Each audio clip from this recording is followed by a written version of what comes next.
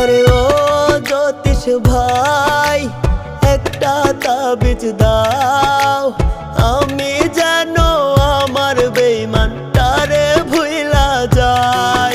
আরে ও জ্যোতিষ ভাই একটা তাবিজ দাও,